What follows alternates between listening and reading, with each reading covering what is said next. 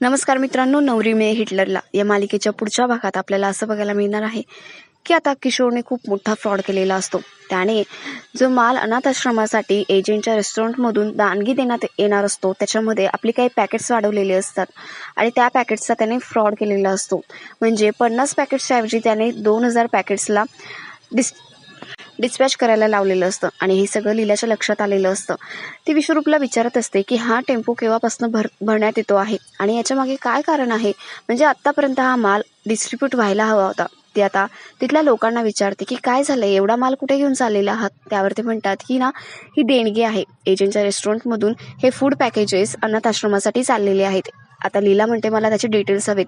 नेमके किती पॅकेट तुम्ही घेऊन चाललेले आहात, मला दाखवा जरा फाईल. तो माणूस आता फाईल लपवतो. विश्वरूपला लीला विचारते की जेव्हा माल डिस्ट्रीब्यूट होतो तेव्हा अकाउंटंट सुद्धा सोबत जातो का. विश्वरूप म्हणतो नाही. लीलाला आता खात्री पटलेली असते की नक्की काहीतरी गोंधळ सुरू आहे. त्या टेम्पोच्या मागे ती सुद्धा आपली स्कूटर घेऊन जायला लागते.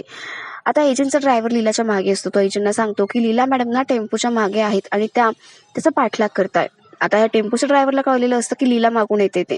तो अकाउंटंटला सांगतो की त्या मॅडम ना आपला पाठलाग करताय. अकाउंटंट म्हणतो की त्या आपल्या लीला मॅडम आहे, एजे सरांच्या वाईफ आहे आणि टेम्पो आता दुसरीकडून नेण्यात येतो. लीला आता पुढच्या बाजूने येते आणि टेम्पोच्या पुढे जाऊन उभी राहते. टेम्पोला थांबवण्यात येतं. लीला म्हणते मला माल चेक करायचा आहे. ती मागे जाते आणि सगळे बॉक्सेस उघडून बघते आणि त्यामध्ये एजंटच्या रेस्टॉरंटचे सगळे पॅकेजेस असतात. आता लीला अकाउंटंटला जाब विचारते की हे काय चालू आहे. एवढी सगळे पॅकेट्स एजंटच्या रेस्टॉरंटमधला माल तुम्ही कुठे लंपास करून घेऊन चाललेले आहात आणि कोणी करायला सांगितलं तुम्हाला हे. आता अकाउंटंट सरळ सरळ विराज आणि प्रमोद यांच्याकडे बोट दाखवतात. लीला हा सगळा प्रकार जाऊन एजंटना सांगते.